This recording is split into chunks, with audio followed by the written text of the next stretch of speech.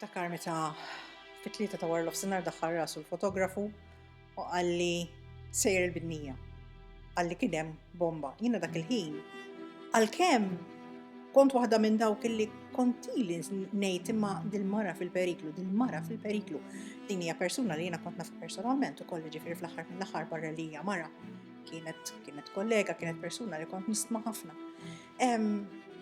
Niftakar dak il-ħin m'għaddilix minn rasi u ċempiltilha għax jekk ġara xi ħaġa l-bidnija hi l-ewwel persuna li se tkun taf. U minn dak il-ħin qisu kollox ħajja differenti. It was like my life could not go on as it was. It was too much of a horrendous blow to just let it go by without making sure that it never happened again, without fighting for justice, without doing anything. I do remember a meeting where my nephews were speaking and everybody sat spellbound, listening to what they had to say. And I remember things pretty much taking off after that one NGO after another became our allies in the fight for justice because they recognize this for what it is. It is not a crime against one family. It is a crime against the European way of life. Il-mod kif esprima ruħu Matthew Caruana Galizia kien eżatt. Fis-sens li m'hemmx dubju kif qed li ommu inqatlet il għaliex kien hemm xibka ta' interessi kbar li anka kienu jwasslu għal nies fil-politika, nies għoljin fil-politika, li effettivament kienu qegħdin joħolqu din ix-xibka ta' korruzzjoni li Daphne Caruana Galizia kienet qed tinvestiga. I feel as a European, as a Brit, as a Democrat, somebody who believes in democracy, it's vitally important that power should be held to scrutiny, and I feel passionately that justice has not been done in this case. Meta tara l-Ombudsman jirrikonoxxi r-rwol tas-soċjetà ċivili, ma tistax ma tiftakarx fil-membri tal-Parlament, tal-Gvern, waqt li qegħdin nipprotestaw barra l-Parlament f'dik ix-xita kien kesħa, Novembru, Diċembru. Mhux sħana jkun hemm kesħa. Qegħdin hemmhekk qed jarawna nipprotestaw u narawhom mill-ħġieġ jagħmlu jieħdu selfies u hemm min ukoll qatt jagħmlilna hekk namġieni. Ġifieri x'differenza min suppost qiegħed jirrappreżenta lill-poplu fid-dar tal-poplu jiddieħaq bil-poplu. The courage that journalists show and continue to pursue her investigations despite the risk involved is something that she would applaud. Rridu nżommu f'moħħna li għal snin il-gvern dejjem kien ifakkarna biex inħallu l-istituzzjonijiet jaħdmu. Illum ħareġ illi l-istituzzjonijiet ma tħallewx jaħdmu.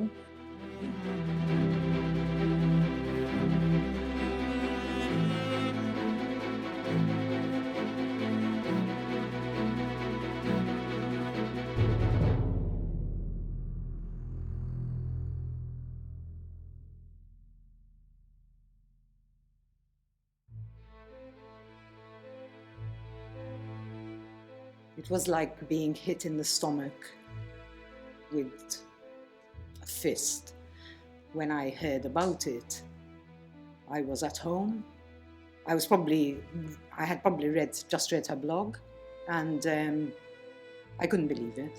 Sibtu ruħi involuta f'din il-ġlieda, ovvjament, wara 16 Ottubru tal-2017, ovvjament kulħadd għandu l-istorja tiegħu ta' kif sar jaf dak li ġara. Suddenly I was living in a country where a journalist had been assassinated. That to me was unacceptable. I just couldn't get my head around it. These are things that happen in countries that you don't know, countries, third world countries, not up the road from where I live kind of thing. So yeah, it was personal. It was like an attack on someone who I loved.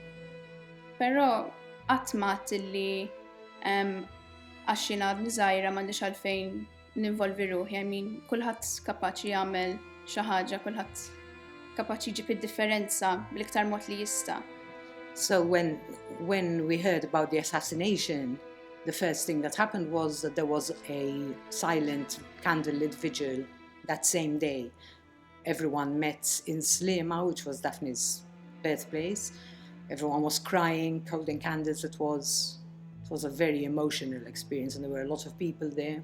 It was this really absurd situation where for the first day or two, I didn't have any direct contact with my parents and sisters because I was at my other sister's home with her sons and her husband trying to manage things as they came in. And then at one point, somebody said, turn on the TV. And we could see there were people streaming out into the streets. I mean, this happened practically from the first day. People walked in Slema with a candlelit procession, leaving messages of hope. You know, in a time of darkness, that really made a difference to us. And then later on in the week, there was a protest in Valletta, the crowds were enormous. I remember that very well. Dikinhar stess illi qatlu lil Daphne, grupp ta' nies marru ta' Slema u għamlu protesta spontanja letteralment, għaliex xem iktar spontanju mir-reazzjoni tal-espressjoni ta' soba. Meta dikinhar stess li inti tisma' bil-mewt ta' xi ħadd.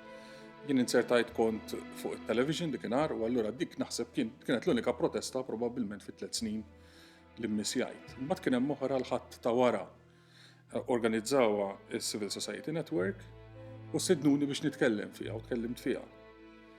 Però dikinhar dik il-protesta kienet spiċċat quddiem il-qorti, il-post naturali fejn inti tmur biex titlob ġustizzja. U dik kienet lajta ta' kulħadd li trid issir ġustizzja li dan ma jkunx każ li mut fuq ommu, li nipprovaw ninsuh biex ma jkollniex fuq xiex ninkwetaw. Quddiem il-qorti hemm il-monument tal-assedju l-kbir li dikinhar spiċċa merreq taħt fjuri, xemat, messaġġi, posters, kartolini li ħallew tfal li żaru l-post. L-espressjoni ta' poplu illi rrid ġustizzja u rrid iwassal il-messaġġ. So I originally involved myself in the fight for justice for Daphne by joining small protests that were being organized by friends of mine. I would get a message on WhatsApp or something telling me that people are going to be appearing outside Castile or somewhere similar, and if I would like to attend. I would usually, if I was available from work, I would possibly leave work and attend, because these were normally day activities. And from then it evolved. My involvement got bigger. I would write posts on Facebook that were attracting some following, and eventually this moved on and led to me speaking at various vigils and protests. Niftakar illi jiena l-ewwel darba li involvejt ruħi kien bejtu xi 6 ijiem wara li inqatlet Daphne. Niftakar kien hemm manifestazzjoni organizzata dakinhar mill-Civil Society Network u jiena kont attendejt mara u tfal u xi ħbieb u insertajt li kont ħdejn il-President tar-Repubblika. Bħal ħafna nies oħra li maġan bħal kważi kull min kien hemmhekk kont irrabjat ħafna għal dak li kien ġara.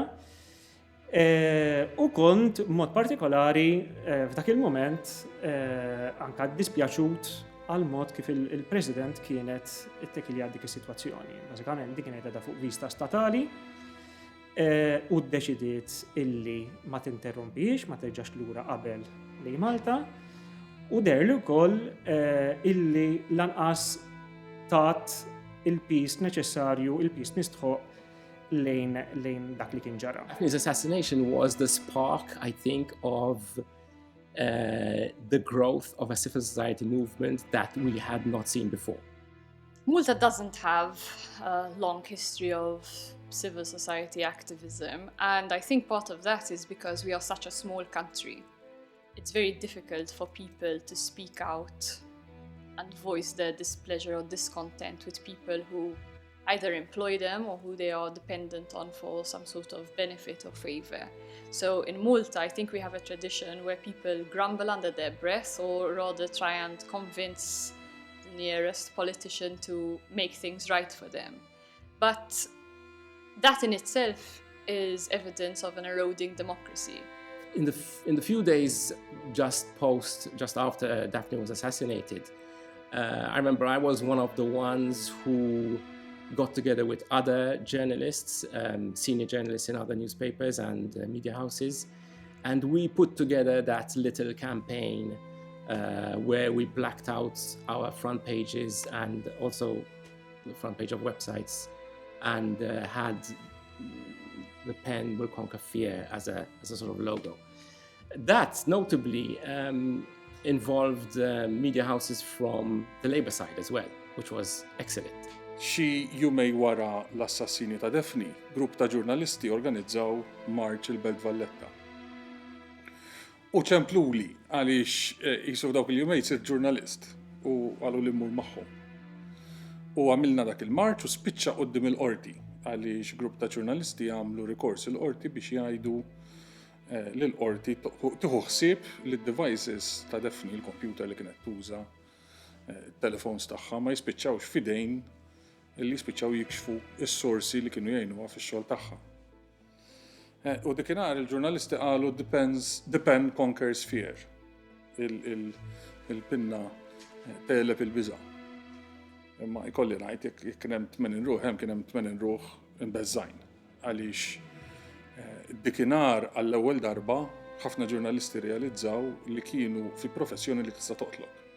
Dak il-mument u f'daw it-3 snin, kont nimmaġina li kien hemm ħafna iktar nies kompetenti minni u forsi il-kollegi tiegħi, però dak in-nies ma kinux hemmhekk, konna aħna hemmhekk illi konna din nimbuttaw biex issir ġustizzja. U jekk inħares lura li daw it-3 snin, jiena ninterpreta b'dal mod. Din kienet ġlieda magħmula minn nies ordinarji mingħajr xi ħila straordinarja, però b'determinazzjoni qawwija. What I felt at that time was great frustration. That was, I think, the biggest, apart from the grief, the anger, and the fear, it was frustration.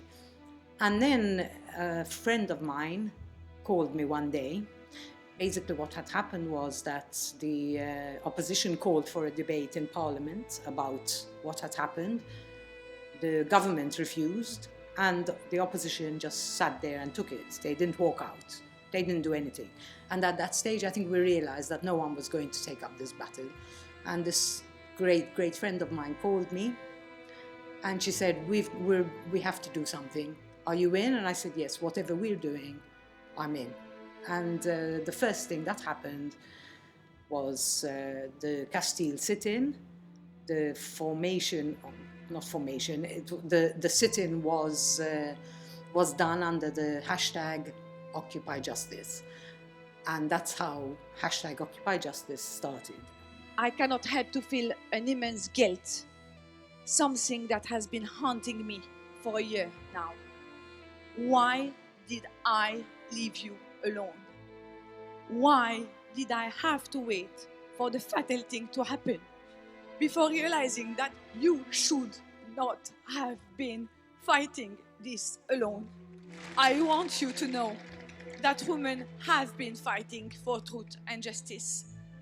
Occupy Justice was created because we thought that it is high time that in this country, women take a stronger voice, a voice that will carry yours for as long as we can carry it. And from then on, we have been fighting for justice literally every day. People think that because they speak amongst themselves or they speak in the various WhatsApp groups that it's enough. But physical presence at protests is really, really important. And it's one of the aspects that I think is most effective and is most forceful, because when people who are in power see that there is a physical presence, there are actually people in the streets calling them out and demanding accountability, it is far more effective than an article appearing online only or a handful of people meeting up. F'Malta m'għandniex tradizzjoni qawwija ta' soċjetà ċivili attiva fil-kamp tad-demokrazija. Kien hemm forsi żmien fejn kien hemm il-grupp imsejjaħ tan-numri illi kien attiv f'dan is-sens, però l-bqija ma niftakarx jiena illi kien hemm dal-attiviżmu għad-demokrazija. Fil-mument li Daphne nqatlet għal parti mill-popolazzjoni dan inbidel.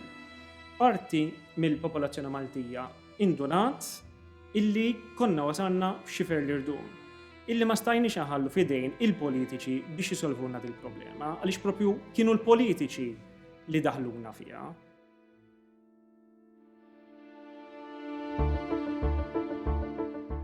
Ħadd ma kellu interpretazzjoni daqshekk skjaċċanti daqskemm kellu it-tifel ta' Daphne Matthew ftit sigħat wara li ra l-ommu l-aħħar darba. Fejn qal, isma' ngħidilkom x'ġara.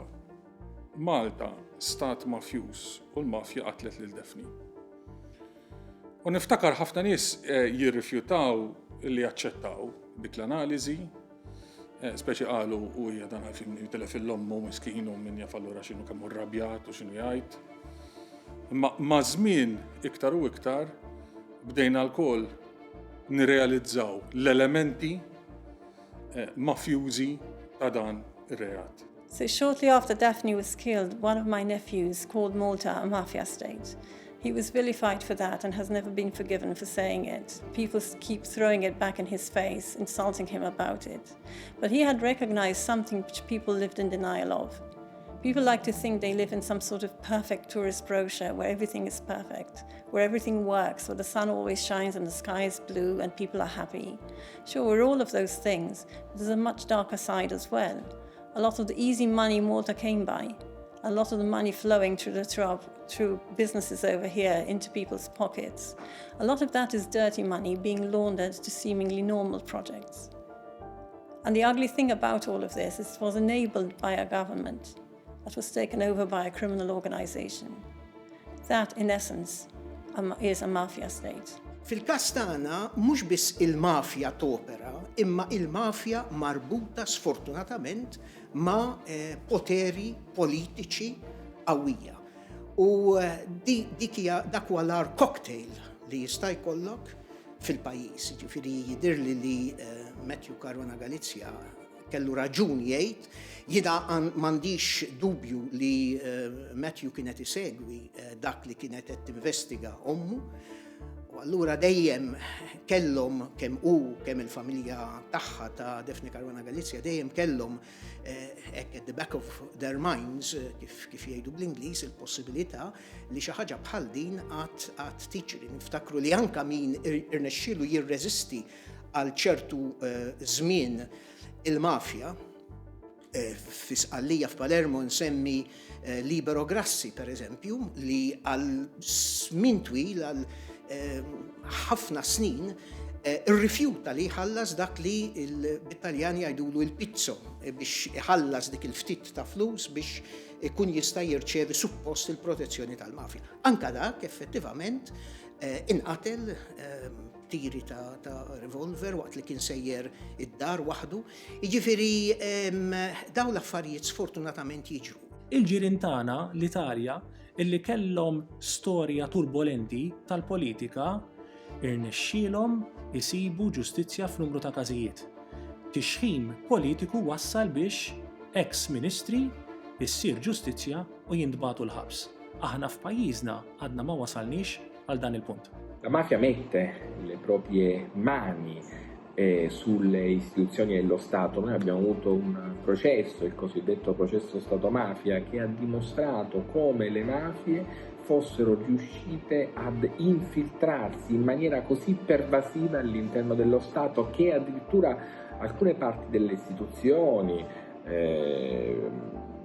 generali delle forze dell'ordine, dei carabinieri in quel caso, alcuni uomini politici avessero fatto gli interessi della mafia e non dello Stato. Assassinju bħal dan kien bil-fors sar minħabba li qarset l-interessi ta' xi ħadd li għandu poter kbir u li ħassu meddet.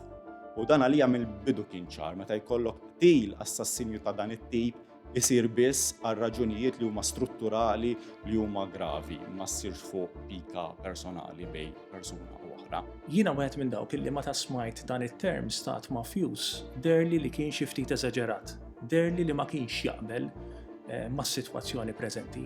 Iżda ma' żmien meta bdiet ħirġa l-informazzjoni, meta bdiet ħirġa l-verità fuq x'wassal għal dan l-assassinju, bdejt nara illi l-espressjoni stat mafjuż kienet qed toqgħod. Għaliex l-istituzzjonijiet ta' pajjiżna il-quċċata tal-poter qed nitkellmu fuq l-Uffiċċju tal-Prim Ministru, qed nitkellmu fuq instrument importanti ħafna fis-servizz pubbliku illi huwa il-korp tal-Pulizija jidher li kien parti mis-sistema illi waslet biex il-ġurnalista Daphne Caruana Galizia tinqatel u għalhekk sar iktar fitting illi wieħed jgħid illi kellna il-karatteristiċi ta' stat mafjuż. Ma ninsewx illi l-President tar-Repubblika fl-indirizz tiegħu ta' Jum ir-Repubblika fl-2019 u stess irrikonoxxa li kien hemm klikka u derlu li għandu jfakkarna illi r-Repubblika ta' Malta hija iktar b'saħħitha minn din il-klikka li ġabet għajb fuq pajjiżna. Nżommu f'moħħna li r-Repubblika ta' Malta hija ferm akbar minn din il-klikka li ġabet dan l-għajb fuq pajjiżna. Matthew meta kien qal illi ommu mietet il għaliex kien hemm stat mafjuż, għalija il-mafja jirnexxila taħdem meta jkun hemm l-impunità fil-pajjiż. U dak li qed naraw dawn l-aħħar 3 snin hija stat ta' impunità. Stat ta' impunità li qiegħed il-ħtija ta' dan l-assassinju eżattament f'saqajn il-gvern.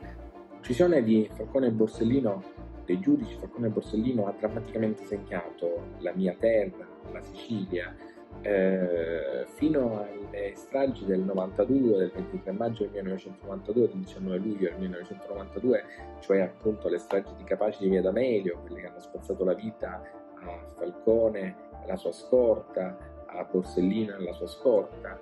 E la mafia era quasi considerata come un qualcosa di accettabile e da quelle stragi i siciliani, gli italiani tutti, prendemmo coscienza di cosa fosse la mafia e quanto non si potesse rimanere indifferenti. Ecco perché io penso che Malta, con l'uccisione di Daphne, potrebbe e dovrebbe prendere coscienza. Fil-waqt li kont naf, fil-waqt li kont konxu li hemm politika li tiffavorixxi l-ċertu nies, li l-ċertu business, li kien hemm il-korruzzjoni, bla dubju dak kont nafu. Imma iktar ma bdew ħerġin l-affarijiet wara l-qtil, iktar xorta qatt ma bsart li l-affarijiet kienu daqshekk gravi. Ġifieri li da pratikament kellek grupp ta' kriminalità organizzata li qed topera minn Kastilja. Għalkemm kont naf li l-affarijiet kienu ħżiena u kont dejjem kritiku ħafna tas-sistema li kienu daqshekk ħżiena u daqshekk gravi ngħid li le ma kontx naħseb li kienu daqshekk gravi. Għaliex dal-pajjiż spiċċa kif spiċċa bir-reputazzjoni tiegħu anke barra minn Malta, anke fl-Unjoni Ewropea biss. Reputazzjoni hekk tant ħażina li f'daqqa waħda minn the Jewel of the Mediterranean, kif kienu jsejħula l-Ingliżi fi żmien ir-Royal Navy, sirna kważi the laundromat tal-Mediterran. Kien hemm min qal dakinhar fl-ewwel sigħat, l-ewwel ġranet wara l-omiċidju ta' Daphne illi Matthew u l-familja kienu qegħdin jesaġeraw meta kienu qegħdin jirreferu għal Malta bħala stat mafjuż, mafia state. Illum ħadd ma tbaqalu dak id-dubju. Huwa kredit mertu ta' Matthew u l-uħutu illi kellhom għanduża kelma il-lungimiranza, jiġifieri l-foresight li tara l-bot. Li f'dawk l-ewwel mumenti hekk kif kienet ġiet maqtula brutalment ommhom, kellhom il-foresight, l-analiżi tas-sitwazzjoni ċara qudiemhom. Mafia state xi tfisser? Ejja nħarsu lura ftit. Mafia state ifisser meta kellek il-politiċi li saru kriminali. Il-kriminali li saru politiċi. Il-businessman li sar kriminali. Il-businessman li sar politiku. Il-politiku li sar businessman. Għandek inċest b'mod assolut bejn business maħmuġ ovvjament, mhux il-business leġittimu, il-business maħmuġ, il-business korrott, il-politiku korrott u l-kriminal. L-istituzzjonijiet ta' pajjiżna kif kienu ddiżinjati minn dejjem kellhom aspetti fejn jaħdmu tajjeb u aspetti fej forsi jaħdmu inqas tajjeb. Però rridu nżommu f'moħħna li għal snin il-gvern dejjem kien ifakkarna biex inħallu l-istituzzjonijiet jaħdmu. Illum ħareġ illi l-istituzzjonijiet ma tħallewx jaħdmu għaliex tpoġġew nies illi poġġew il-lejaltà tagħhom lejn min laħħaqhom qabel il-lejaltà lejn l-istat. Li jibqa' huwa il-kuraġġ ta' min effettivament jiffaċċja dan il-perikolu u minkejja dan il-perikolu jibqa' dej fl-interess tas-soċjetà. There are times when reporting from Malta it feels like Moscow, and that's not good.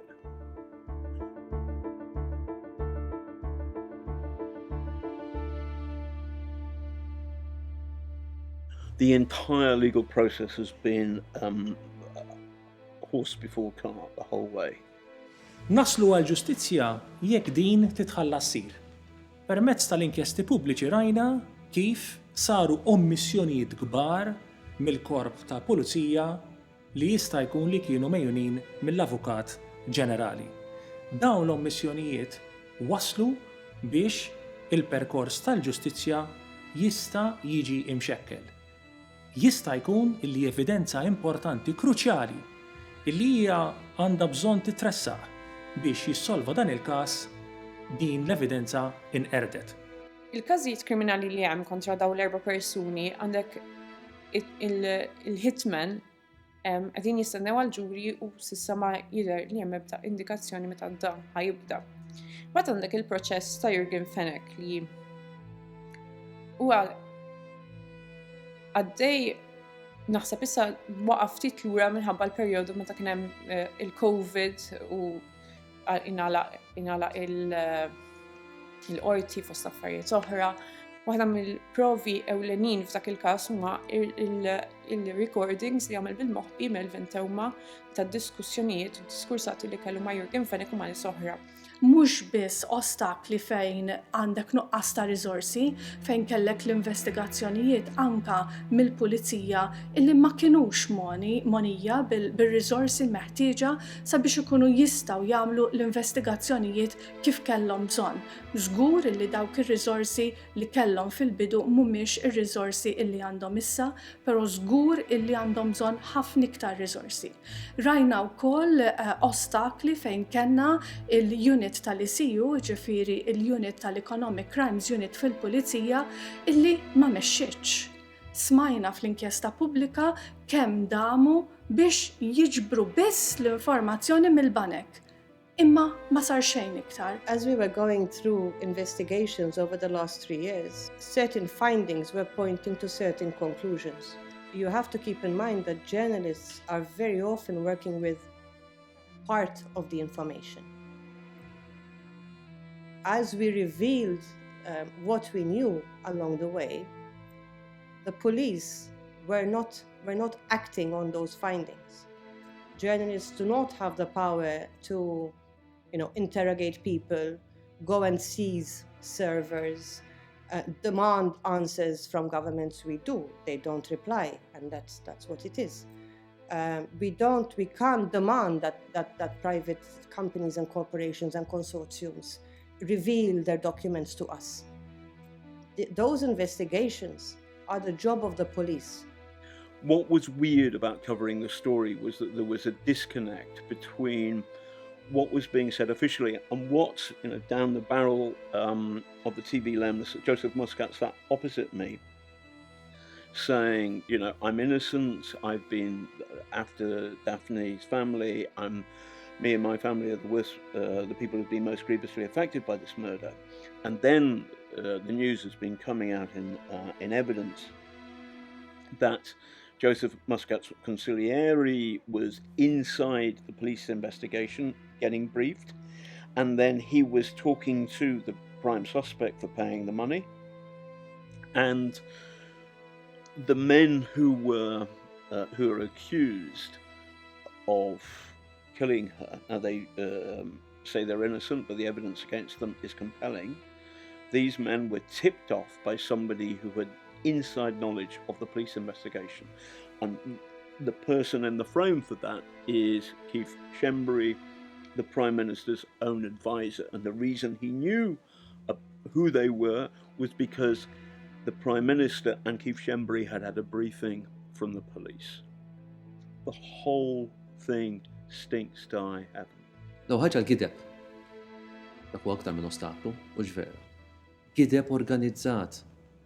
Fl-ewwel ġranet, x'in ngħid ġranet, l-ewwel sigħat wara l-omiċidju ta' Daphne, Kastilja weldu u ħareġ mill-Uffiċċju tal-Prim Ministru apposta dal-għajdut. Giddieb, mhux veru, illi Daphne nqatlet bis-Semtex. Splussiv partikolari illi ġej mill-militar.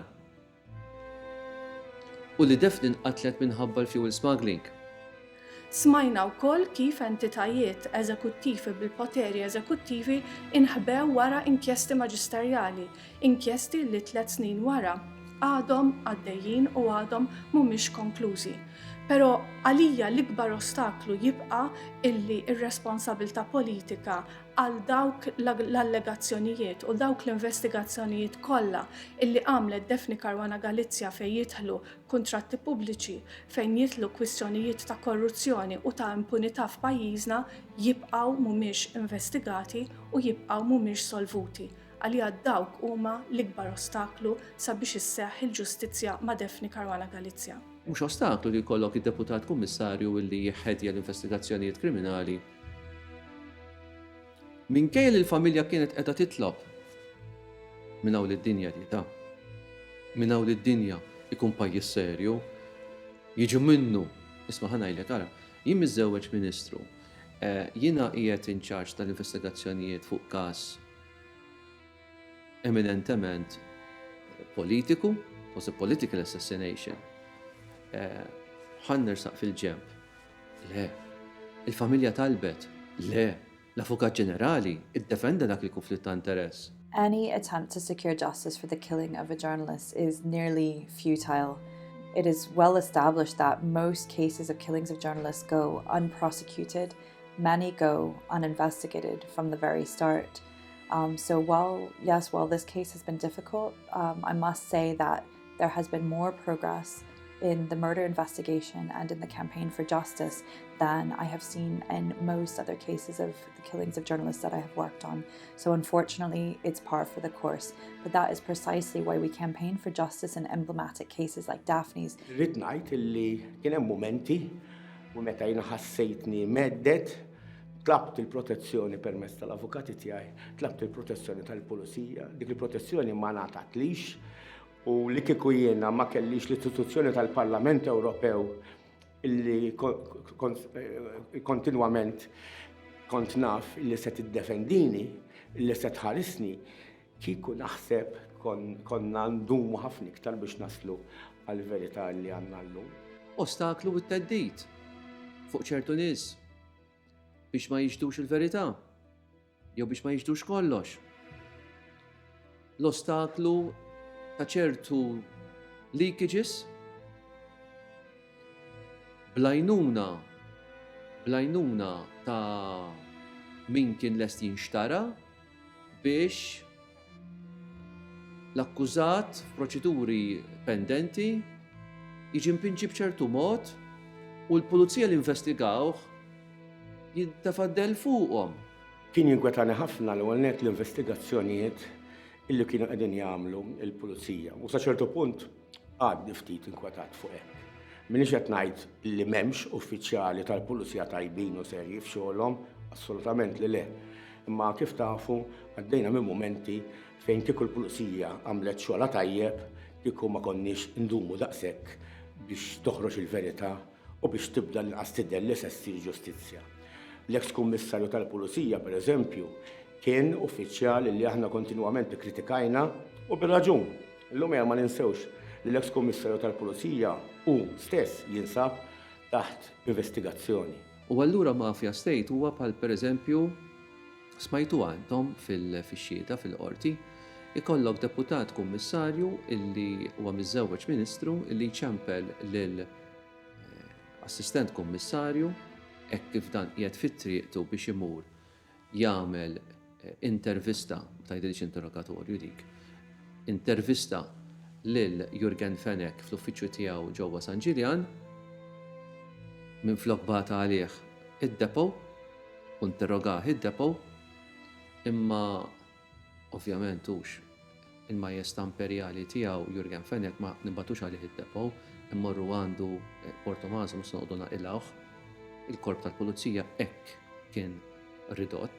U sejjer id-deputat kummissarju ċempelli l-assistent kummissarju li jisma' ħares għax tinqalat għaliex is-sur Fenech ma jinflaħx mhux qiegħed l-uffiċċju ħalli għal darb'oħra. Okej ser. Kif ġejja ta' Jurgen Fenech ġejja b'mod iktar komplikat li jisma' nafux fejn sejra. Il-preokkupazzjoni kbira tiegħi hi li ma' żmien l-affarijiet aktar jikkomplikaw ruhom. Li effettivament meta naslu għal assi u no, jiġifieri biex il-każ jiġi deċiż mill-ġurija fl-aħħar mill-aħħar, dawn l-affarijiet tant ikunu imħabbra li għamluha ferm aktar diffiċli għal ġurati li jaslu għal konklużjoni tagħhom. Se jien minix qed ngħid li dawna huma neċessarjament ħatja, jew min ħajtressa kompliċità fl-assassinju ta' Daphne huwa neċessarjament, imma b'mod teoretiku qed ngħid li aktar ma jgħaddi żmien u aktar ma jkun hemm forsi pressjoni anke mill-medja fuq u focus mill-medja fuq ċerti każijiet, aktar l-affarijiet jistgħu eventwalment jikkomplikaw ruhom.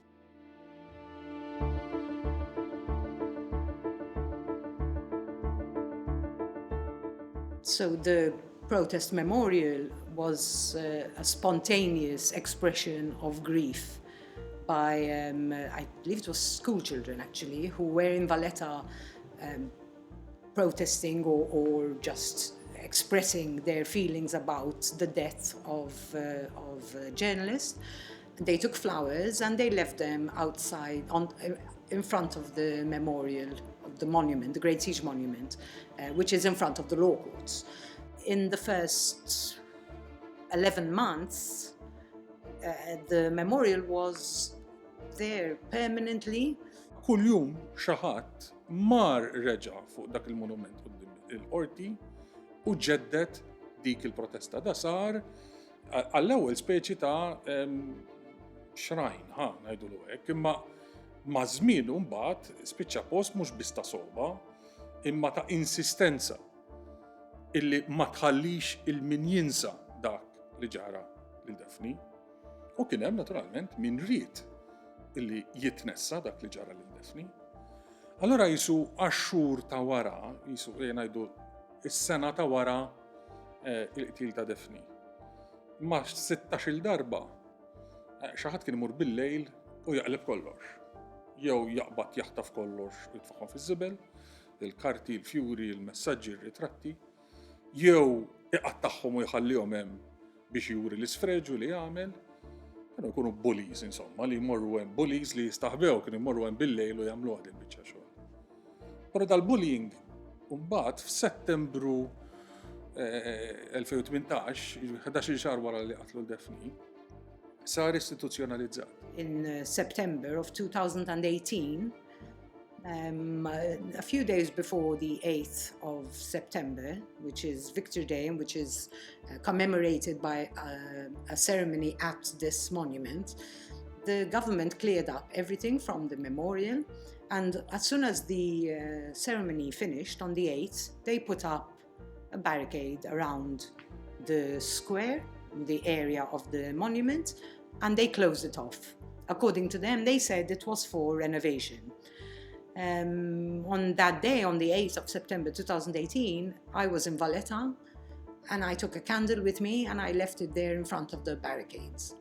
And from that day until January of this year, that memorial, the protest, has been there every day, removed every day and replaced every day.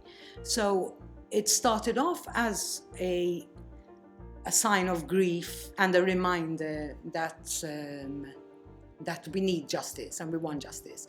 And then it became a symbol of the fight for justice because the government kept clearing everything away, just throwing them in the bin. Literally, this is a fact. This is not just hyperbole. They took the posters every day and they would throw them in the bin. And we would go back and replace them. We deserve better than our Minister for Culture and Justice, Owen Bonici, who, before he was elected, promised to fight censorship in all its forms. And now that he's a minister, he has become the censor himself. It is not normal that a peaceful, innocuous memorial site like this is cleared by Minister Bonici's ministry over 20 times and counting. We deserve the right to protest peacefully without consequences, without threats, and without censorship. Personally, I haven't experienced too many negative consequences. I mean, aside from the elderly gentleman who used to sit beside the memorial and who one time muttered that we should all be sent to Auschwitz, the comments were limited to just, old men muttering under their breath and trying to intimidate us into staying away from the memorial. Kien hemm drabi wkoll fejn sfortunatament mhux jiena biss, però ħanitkellem fuq innifsi ġejt attakkata minn xi ministru jew tnejn jew. Kienet ma ngħid xokkanti għaliex tistennija minn ċerti nies, però tal-mistija kieku kelli niddiskrivija kont ngħid li hija tal-mistija. Għaliex in-nies meta jaraw xi ħaġa bħal di, speċjalment nies tal-età tiegħi jew forsi dawk il-ftit żgħażagħ għadhom iżgħar minni li forsi jaspiraw li jkunu fil-politika l-qudiem jew li l-qudiem ikollhom il-kuraġġ, l-istess kuraġġ ta' ħafna minna li jiġġieldu għall-ġustizzja, dan naħseb jinbuttom lura ħafna. I'm very stubborn. I don't like to feel that people can make me do anything. I believe that because really the government clearing it was a very stupid thing. They brought attention on it. When they weren't clearing it, it was just there. There was people weren't talking about it all the time. Clearing it every day made it a symbol, made it like a light shining on the injustice, on what they'd done. Very often when I used to go to the memorial, there'd be people there who would harass or heckle me, shout rude things, come and stand over me in a threatening manner to try and stop me from putting down the tributes. These people thought of this, we're told, I correct myself there, these people were told that what we were doing was hijacking the monument that was there to commemorate the Great Siege. The monument was not touched in any way, it was always there. What we did was put out our protest in front of the law courts. But people were told that what we were doing was wrong, illegal, that we were trying to commemorate somebody who they were told was evil, the witch of Bithynia, etc., etc. So for them it was an insult that I was what I was doing. They would pass by and tell me, oh, she's burning in hell and you're going to be there with her. These sort of things. It was upsetting. But, and there was a time when it was actually a bit dangerous because there was some physical contact with people. There were incidents that resulted in a broken mobile, for example. So there was a time when we were actually making sure that we didn't go on our own. We'd have a roster of people who could come with me so that I wouldn't be alone, and the same on the weekends if someone else went. This is just ignorance, basically. Matul daw it-tliet snin fimt is-saħħa li jista' jkollha minoranza.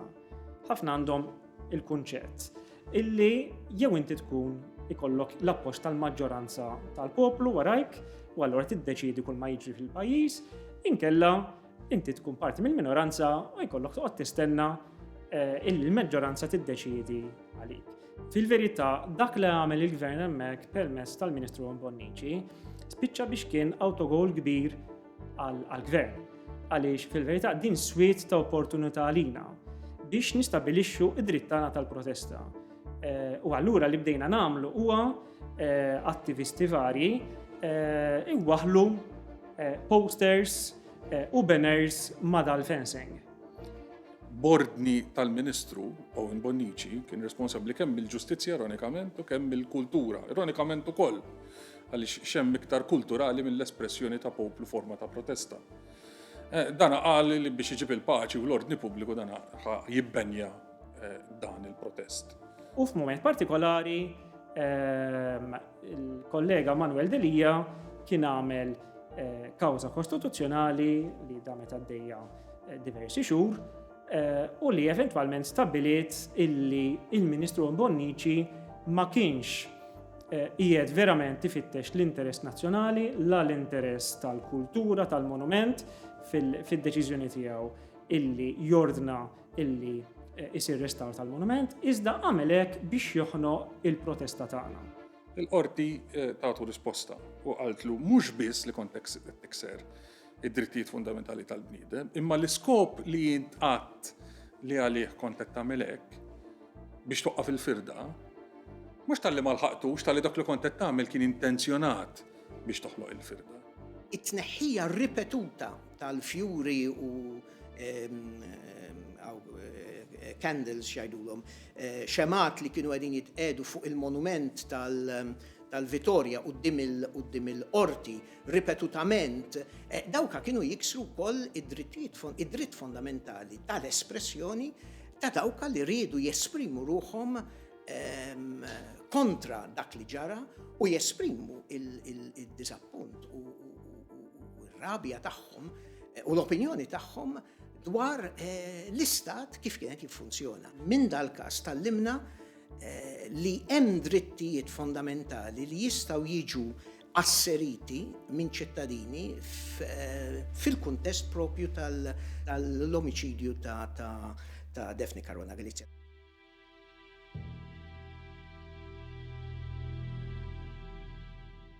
I think the first reaction was one of the realization that it can be a dangerous profession, of course. And when journalists work on stories which affect or step on the toes of big money or criminal interests, then obviously there's a possibility that there will be retribution or even efforts to prevent information from coming out, which is obviously what happened to Daphne. I remember the first few weeks or even few months after the assassination, I became a bit paranoid with making sure the back door of the Times was locked, for example. So I admit to that.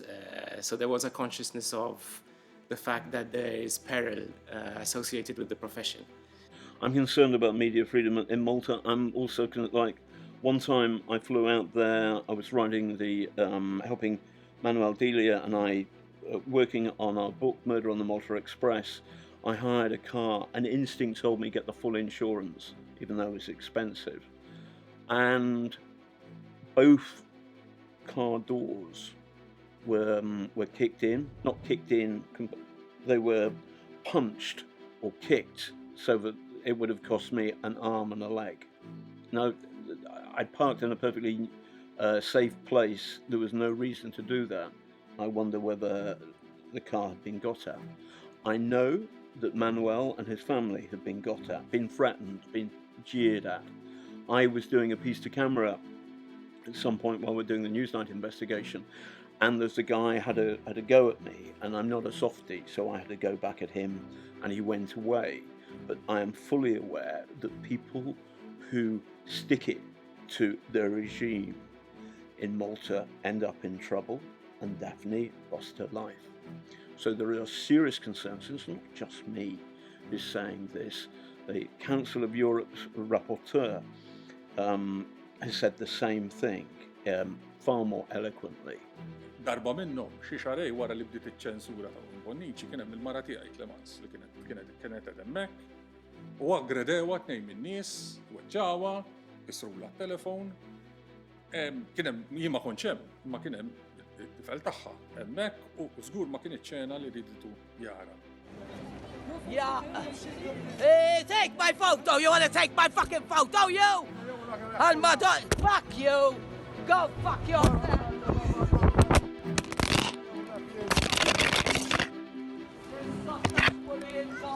Certainly we're talking about a situation where if people feared being killed before, they certainly know now that it is possible because it has happened to one of their own. Has the journalism itself changed? People are asking more questions, but journalism itself, as an industry and as a profession, has suffered enormously. The reason for that is market forces, the erosion that comes about because of social media. But one of the ugliest things about it is that it has become normal to heckle and to criticize journalists simply for doing their job. Journalists are doing a very difficult job in very, very difficult circumstances. Unless the system they work in changes, their job is going to become harder, not easier. The shift was created a few weeks after Daphne Caruana Galicia's assassination because we felt that we needed to send an answer back to the perpetrators that you can't silence one of us.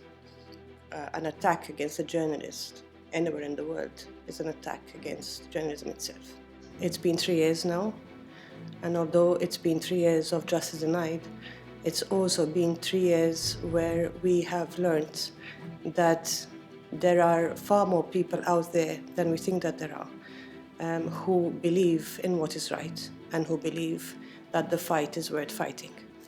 Is-solidarjetà bejn il-komunità ġurnalistika lokali qed tikber, qed nara qed tikber anki fir-rwol tiegħi bħala President tal-IGM qed nara tikber, qed nara wkoll illi l-ġurnalisti iktar qed jirreferu għal xulxin u iktar qed jaqgħu għal xulxin fis-sens illi jistrieħu fuq xulxin anki bħala sorsi. Naħseb din hija wkoll sa ċertu punt xi ħaġa li nibtet wara l-assassinju ta' Daphne Caruana Galizia. The challenges remain. They have not become less difficult. If anything, they've become more difficult. Whether it is verbal attacks by government officials, whether it's isolation, whether it's legal challenges, slap lawsuits that threaten to cripple us. We've faced a number of these over 3 years.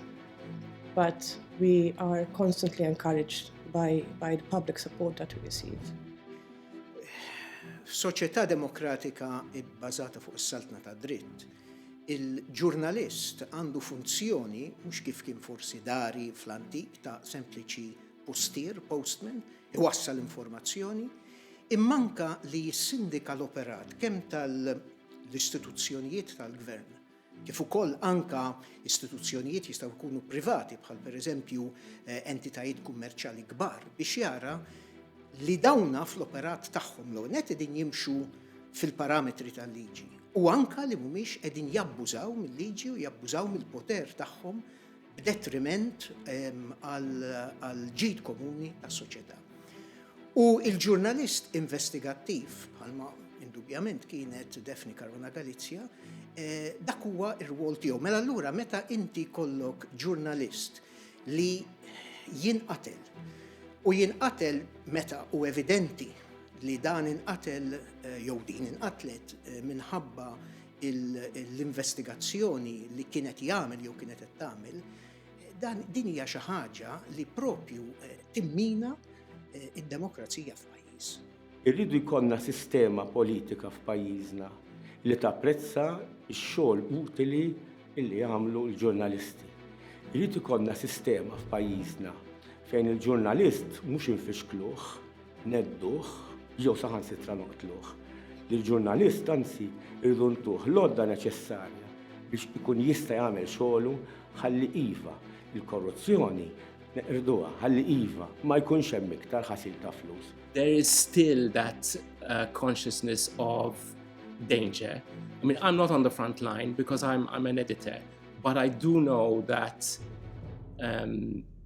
stories that our reporters are working on do carry risks.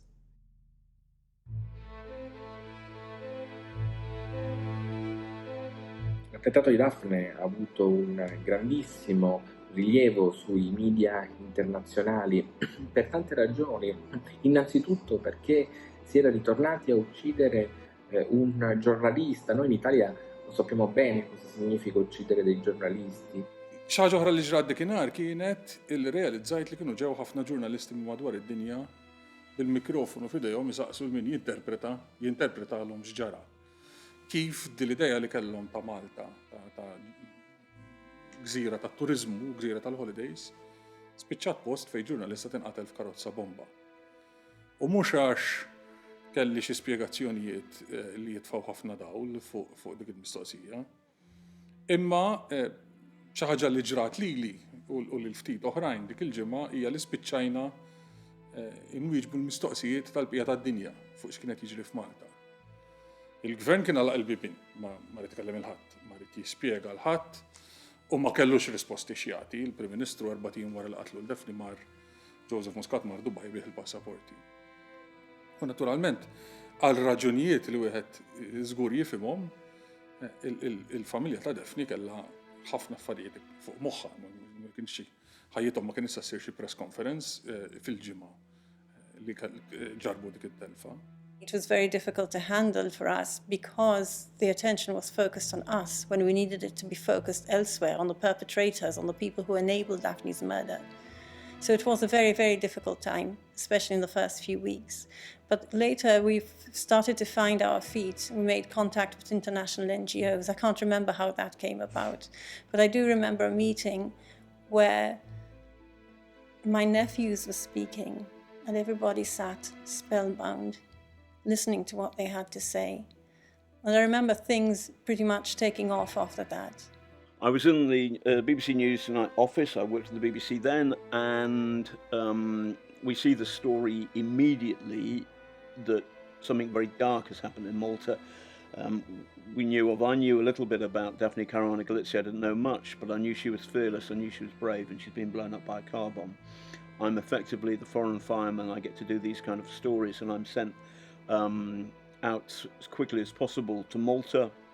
And I can remember trying to get my head around the detail of it and being astonished by the stench of corruption. And what she said was that in the Panama Papers, there were 2 senior players in Joseph Muscat, that's the Maltese Prime Minister's administration, Keith Schembri, his consigliere, and this minister, Conrad Mitzi, and both of them had been identified as owing shell companies in the Panama Papers, and both of them were still effectively in power.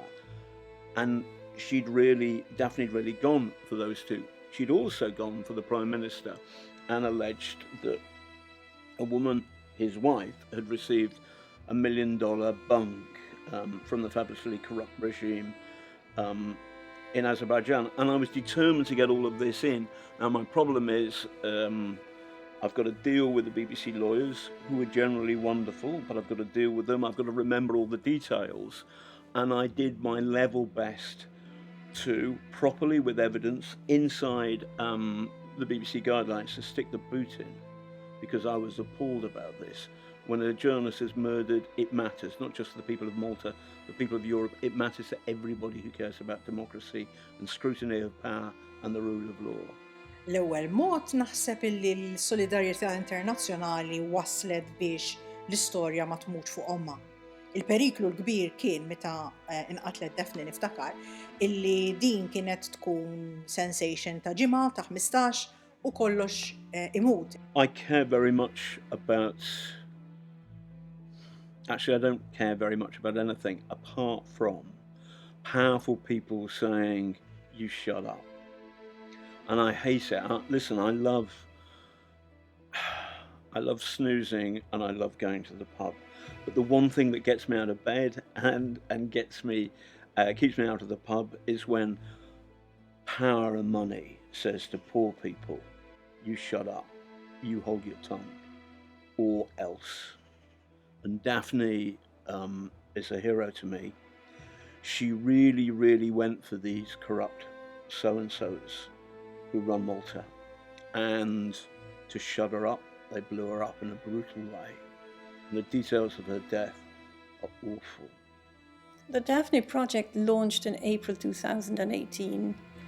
1 week before the stories were actually published, we learned that there was a thing called the Daphne Project. We knew there were a group of journalists who were working on something. We knew there were many journalists working on something. What we didn't know is who was working with whom. We knew there was this organization called Forbidden Stories, which had been launched shortly after Daphne was killed, or around that time. We later learned that people within that organization were working together, people from different countries, from different media, pooling information, sharing what they found, working towards something which they eventually called the Daphne Project. It was significant for us that they called it the Daphne Project. But it matters in a bigger way. The whole point of the Daphne Project is to raise the price of killing a journalist. Kellna wkoll il-fortuna illi kellna grupp ta' ġurnalisti minn The Daphne Project fejn fosthom kien hemm ġurnalisti Maltin, però kien hemm ukoll Reuters pereżempju, illi komplew jindagaw fuq informazzjoni illi anka tajthom jiena. I thought he was a dodgy geezer, and I kind of wanted to wash my hands with soap at the end of interviewing him. I worked for the BBC then, and there are BBC rules, and I had to be careful. So I went through all the evidence. My colleagues at Newsnight helped me frame the questions. And towards the end, he was sort of smiling in this creepy, weird way. And I just thought, I want to give this guy a slap. And that's, I'm always in trouble at the BBC, I always was, so I couldn't actually hit the bloke. But what I thought was, well, think of a phrase which he won't like. And then I said, the charge in a nutshell is that you're the artful dodger of Europe. And he smiled, but the smile didn't reach his eyes, and I knew he hated it. And I said to myself, well, that's for Daphne. Fuck you.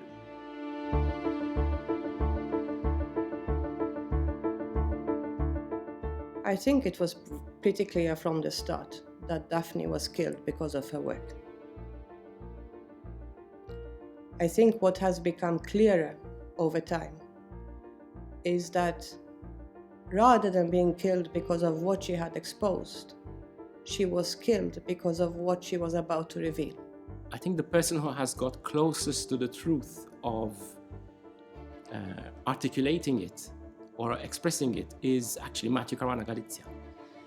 He had a post recently where he talked of the fact that had Daphne come out with more stories about 17 Black, it could have brought down the whole edifice of electrogas with all the millions there that people stood to lose. And not only that, but it could have triggered off a series of events which might have led to the government losing its credit rating. The investigations by journalists over the last 3 years have continued to delve into the cache of emails, the leaks that she had on electrogas. The deal, very clearly now we can see that the deal would not have been possible. It would not have gone forward if Daphne was able to reveal what we now know. A criminal doesn't just wake up in the morning and decide to kill. He's not a good man on the night he went to sleep and he wakes up a bad man in the morning.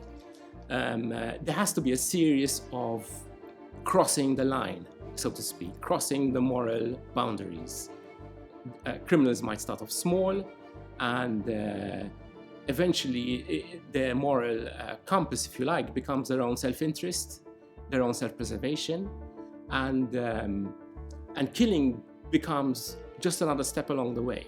Aħna naħsbu li fl-istrutturi ekonomiċi, politiċi tal-pajjiż kien hemm sitwazzjoni ta' inugwaljanza, sitwazzjoni fejn l-interessi tal-ftit kienu qegħdin jiġu kkunsidrati ħafna iktar mill-interessi ta' ħadd ieħor u kien dan il-kuntest, din is-sistema, dan it-tip ta' ambjent li wassal għall-assassinju. U fl-attiviżmu tagħna f'dawn l-aħħar ftit snin pruvajna nissotto linjaw dal-aspett.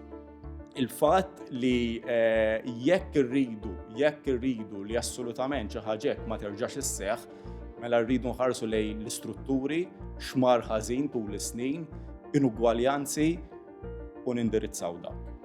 Daphne nqatlet minn sistema ta' abbuż illi kienet ilha snin tifforma u topera. Però ħaltru li kien hemm ostakli, ġifieri rrid ngħid mhux grazzi għall-gvern, imma minkejja għall-gvern li kien għall-gvern. L-ewwel ħaġa waqfu ma' 3 arresti, ġifieri li kien għall-gvern nkunu blank u ċari hawn. L-istorja waqfet f'Diċembru 2017. Però huwa essenzjali wkoll illi insiru nafu l-verità dwar kull min kellu xi forma ta' responsabilità, kemm mill-assassinu nnifsu, kif ukoll minn dak li wassal biex jagħmilha possibbli biex l-assassinju iseħħ. Hemm min hu responsabbli għall-atti tiegħu u hemm min hu responsabbli għall-omissjonijiet tiegħu. Għadni sissa jien ma morġ iċ-ċimiterju fuq il-qabar tagħha. U għadni ma morġ għaliex jiena qabel nara li dawk li kienu involuti fil-qtil tagħha kollha jinsabu l-ħabs. Mhux semmu fuq il-qabar tagħha kif forsi jagħmel kulħadd. Li xina wetta kif ġiet assassinata li mhux biss ħanara li l-verità dwar il-qtil tagħha toħroġ kollha, ma wetta wkoll li se nkompli nara li l-istejl li bditi jitkomplew sal-aħħar. Jitkomplew sal-aħħar għaliex bekk tkun tista' ssir ġustizzja dwar il-qtil magħha, dwar il-qtil tagħha.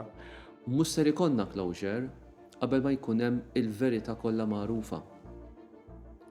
U meta wieħed isib il-mottiv għalfejn nqatlet Daphne li elementari issa ċara naħseb li hija marbuta ma' kuntratt korrott ta' power station li ma kienx bżonn tal-elettrogas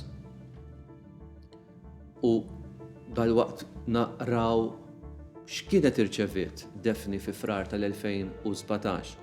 Irċevit iktar minn 600,000 dokument minn whistleblower ġewwa l-Electrogas li kienu qed jagħtuha ċerta informazzjoni li kienet qiegħda taħdem fuq dik l-informazzjoni flimkien mat-tifel tagħha. Ħad nifhmu aktar għalfejn huwa ċar il-mottiv li kellha tiġi maqtula għal xi ġiet maqtula Daphne. I went to Malta for both the first and the second anniversary of her death. On the first anniversary, things were glum. There was no serious movement in the investigation. Joseph Muscat was still in power, serenely, as his favourite adverb, as he likes to call himself, blocking any complaints about him, about his conduct. I believe I was the last person he dared, the last international journalist he dared grant an interview to. After me, he hid from the press, something of which I'm a little proud. But it was bleak. The second anniversary, completely different feeling.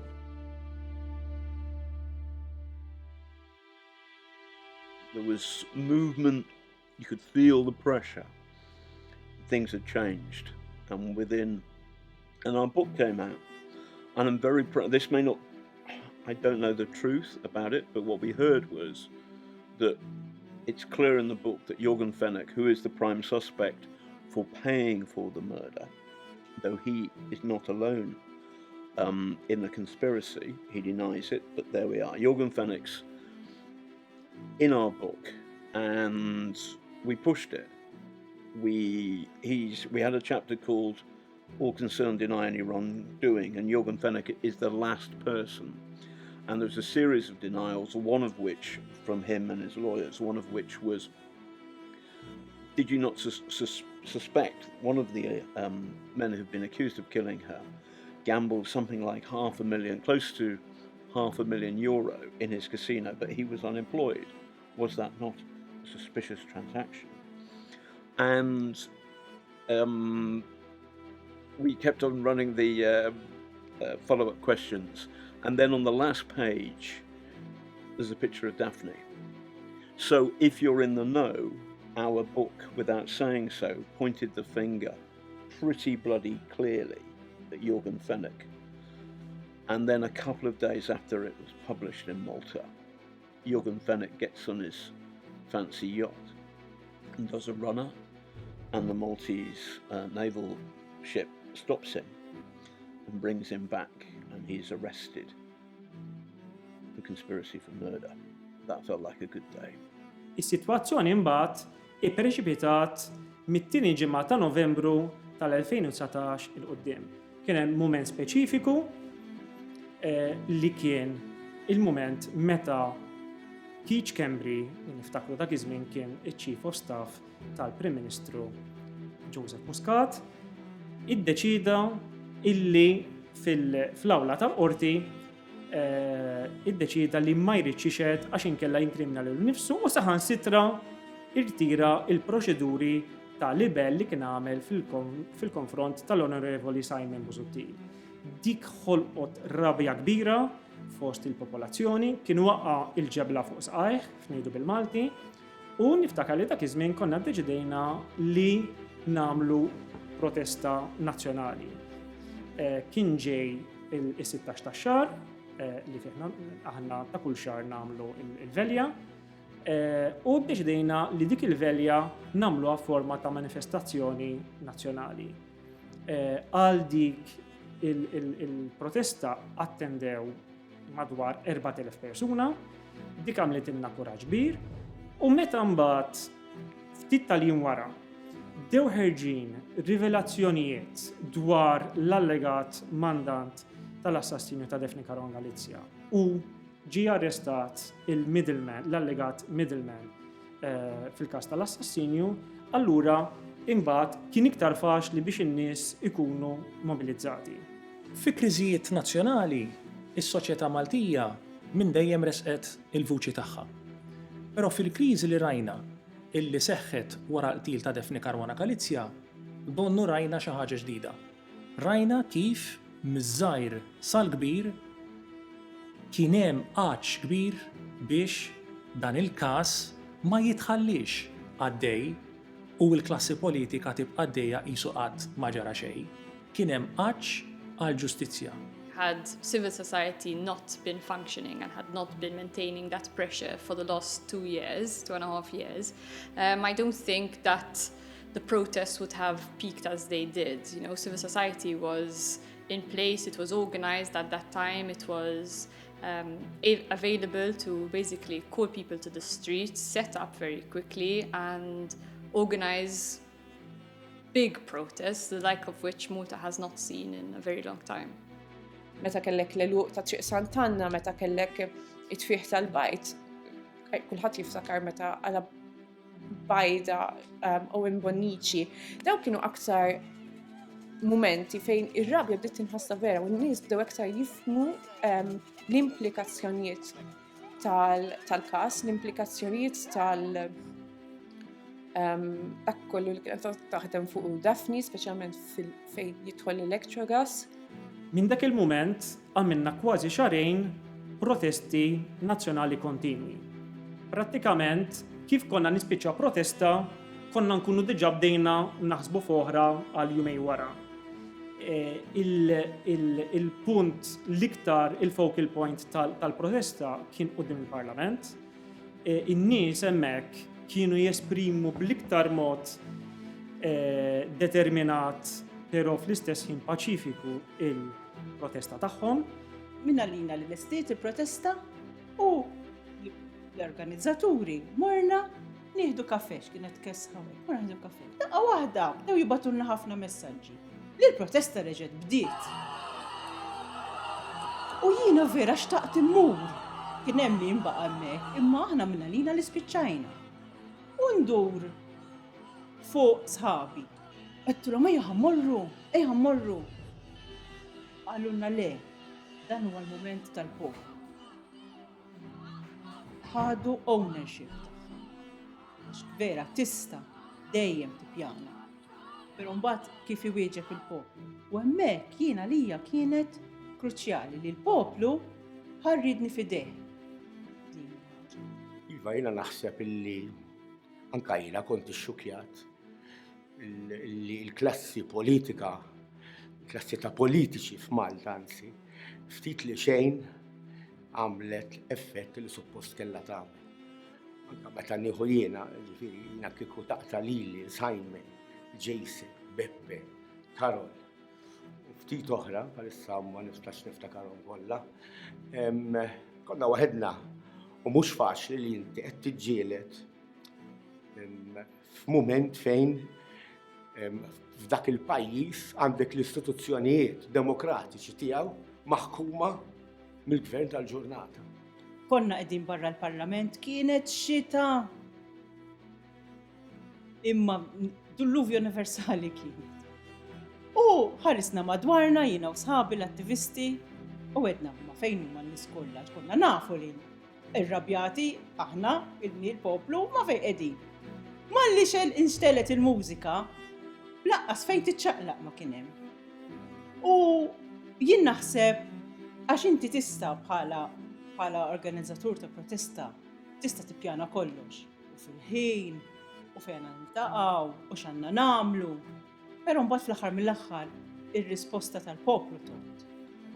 Jiena kont nippreferi li kieku l-Partit Nazzjonalista kien aktar b'saħħtu f'din il-ġlieda kontra l-korruzzjoni, però naturalment minħabba raġunijiet li xi darba forsi nkunu nafuhom, il-Partit Nazzjonalista ma setax jieħu rwol illi ħadu sussegwentement Occupy Justice, l-Aqda Repubblika, Manuel Delija, dawn kienu kruċjali.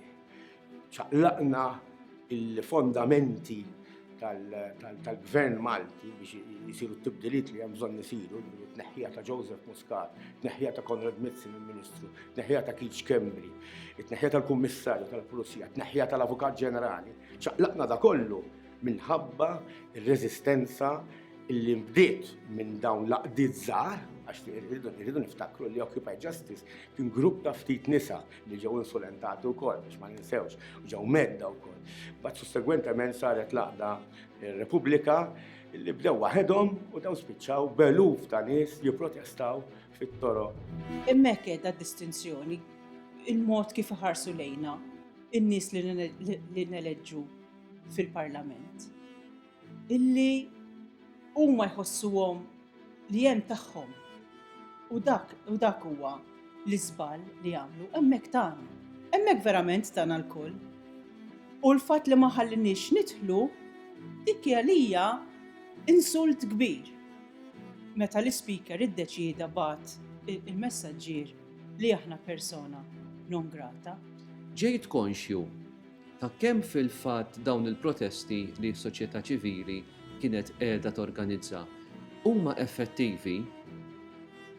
Ħadd il-konferma fejn qatt ma stennejt li ħan nirċievi jew ħan nisma' il-konferma. Smajt din il-konferma b'widnejja fir-recording ta' konverzazzjoni bejn Jurgen Fennek u Melvin Tewma. Fejn qed jirreferu għal protesti. U jesprimu ċertu ammont ta' bl-Ingliż concern, tħassib. Għall-ammont ta' nies li qed jattendu, għall-ammont ta' nies li kienu favur il-kawża ta' Daphne, illi kienu qegħdin jagħtu każ, isma' jaf kemm ħajkun hemm nies il-lejla l-belt għallu wieħed il-ieħor. Jiġifieri kien hemm attenzjoni, kienu qegħdin jagħtu każ. Il-kriminali jagħtu każ, il-kriminali s-soċjetà ċivili b'saħħitha tbeżżagħhom. Il-protesti tan-nies fit-toroq, il-kriminal tbeżżaw, lill-politiku korrott tbeżżaw. U allura meta smajtak ir-recording fl-awla ngħid il-verità, jiena kont vindikat. Jekk inħarsu għal Novembru, Deċembru tal-2019, jien ma ebda dubju ma kenniex il-maġġoranza tal-poplu warajna fil-protesti. Se nilludu ruħi li kellna l-maġġoranza tal-poplu magħna, però Joseph Muscat kellu jirriżenja xorta waħda. U allura jekk fimt ħaġa fim dik illi minoranza tista' iġib bidliet kbar fil-pajjiż. Daphne's assassination was the spark, I think, of the growth of a civil society movement that we had not seen before. Eventually, again, as revelations started to come out about what might have lain behind her assassination, the stronger the civil society movement became. It's extremely admirable of people like Republica, Occupy Justice, to have articulated the outrage people felt and to have mobilized that outrage by getting people onto the streets. I think that is unprecedented in Malta's history because for the first time, such a movement was not led politically. So neither the Labour Party nor the Nationalist Party were involved at all. The opposition was very weak at the time, and obviously Labour was involved. So I think that I feel extremely proud actually to have contributed in a very small way to the movement by our media house, and also others have supported it formally. And that I think gives me lots of hope for the future. And I think any government has to watch out. So I think that the Maltese community has reacted in an excellent way in that sense. I mean, it's brought down a prime minister. That's brilliant. And may it happen again if we need to go there. Galvanizzata tfisser ħajja, tfisser katalista. U żgur hija ħaġa tajba għaliex soċjetà illi hija reattiva, soċjetà illi trid li tara li klassi politika hija kontabbli għall-azzjonijiet tagħha żgur hija xi ħaġa tajba. A lot has happened in the protest movement over the past few years. If I try to think of what is most significant about it is that it is happening at all. We don't have a tradition of protest. And protesters who have kept at the cause for all these years understand firsthand just how difficult it is to carry on with the cause feeling you're getting nowhere and being turned into a target yourself. The fact that people do it at all is the most significant outcome in the civil society movement. Naħseb illi l-ikbar bonus point għal l-attivisti matul dawn l-aħħar 3 snin kien illi kienu kważi waħidhom qegħdin iżommu lill-gvern to account. I think that there should have been more anger at the fact that a journalist was killed in a European Union country. We got lost in the detail of who she was, what she did, as though anybody deserved to be killed in that way. But I think one remarkably positive thing that emerged out of this situation is the power of civil society. The fact that a group of individuals, largely led by women, managed to get thousands of people onto the streets. In a political climate like Malta, Malta is not the kind of place where, you get people protesting on the streets, to voice their concerns, to voice their opposition on one issue or another. Unless a political party leader, raises the flag and says, "Follow me," you wouldn't normally get this kind of reaction. And that led to the resignation of those in power, those people who everybody thought were untouchables. So that, I think, is a remarkable achievement. I think this movement managed to, raise awareness that democracy is not something that happens once every 5 years. It's a duty of every citizen every day. Il-ġurnalizmu, l-attivizmu, l-aċċ tal-ġustizzja ta' nies li huma ċittadini u li ma jifilħux jaraw inġustizzja bħalma saret lil Daphne issir f'pajjiżhom. Dawn huma l-elementi li waqqgħu lil Joseph Muscat. Joseph Muscat kellu awtorità elettorali enormi. Jien naħseb li kieku sejjaħ l-elezzjoni f'Novembru li għadda kien jerġa' jerbaħa bil-kbir. Imma awtorità morali qatt ma kellu. Imma sostenibilità tal-gvern tiegħu tilifha wkoll. U tilifha b'milu. Tilifha għaliex meta sal-aħħar ġurnata żamm miegħu lil-Keith Kembri u l-Konrad Mizzi assuma bħala tiegħu il-ħtijiet tagħhom. Meta proteġihom imma, meta ma ħallix il-min irid ineħħihom anke fil-partit tiegħu stess, mhux biss għamel tiegħu il-ħtijiet tagħhom, imma assuma ħtija partikolari tiegħu u kellu ir-responsabbiltà li jipproteġi lil Malta minn dak li għaddejna minna dal-aħħar 7 snin. Il-Prim Ministru ta' Malta għandu ir-responsabilità li jieħu ħsiebna.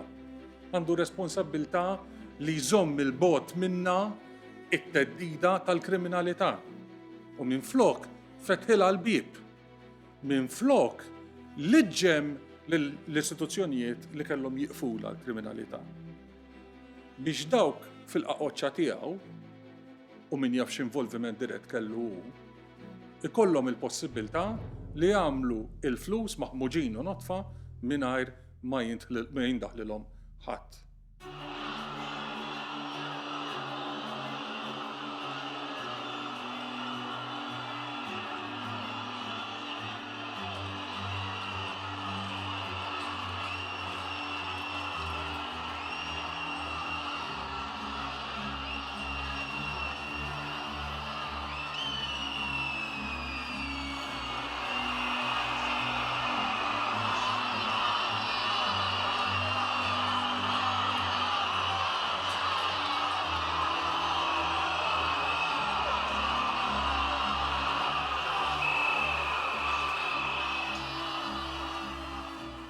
Daphne was killed because of what she knew and because of what she was doing. She would never give up. The people who killed her really felt they had no other choice, but they were wrong. They did have another choice. They could have done things correctly. Why was Daphne killed? Because she knew too much for them to live with. They knew they would be exposed. They knew she would expose them. They knew that nothing would stop her. They tried everything. They threatened her, they blackmailed her, they vilified her, they isolated her, they sued her, they threatened her, and she never gave up. And then look what happened now. They killed her, but her work's continuing. And slowly, one by one, they're all coming undone.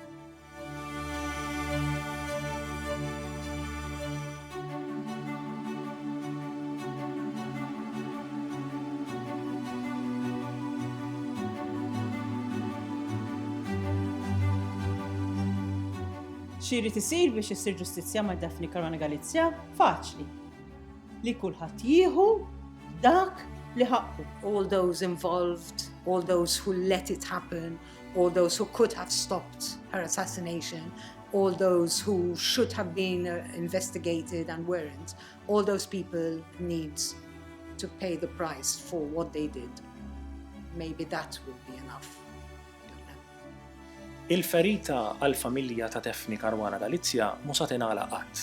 Imma l-ferita nazzjonali tista' forsi tibda tingħalaq meta tinkiseb il-verità. I think justice will come if the Labour Party is booted out of power in the next election. I'm not a nationalist. I've voted for small parties throughout my adult life, as well as big parties. I think the people need to give Labour the message that, hey, this is just not on. It's just not on to allow the assassination of a journalist. Jiena nemmen li presidenti futuri qatt jagħtu ir-rispett dovut lil Daphne. Nemmen illi l-istudenti fl-iskejjel qatt jiskopru kif Daphne hija eroj Maltija. Tistax issir ġustizzja ma' Daphne. Daphne mietet. Daphne ma tistax tinġib lura. Ġustizzja tista' ssir fuq il-fatti, tista' ssir ma' dawk in-nies li tinsaq issib il-mandant u timxi skont ir-regoli tal-liġi u tara fejn x'ikun ħaqqu min ikun għamel dan ir-reat. Imma ġustizzja saċ ma tistax issir għax il-mejtin ma jistgħux jerġgħu jitqajmu. We have to start with making sure that everybody is equal before the law, and those who have escaped justice so far, those people who are still pulling the strings and yet are not in the dock, those people must answer immediately. The story does not stop with Jorgen Fennick. It does not stop with these three hitmen. There are others who were aware of this, who may have been involved in ordering it, who may have been involved in facilitating it.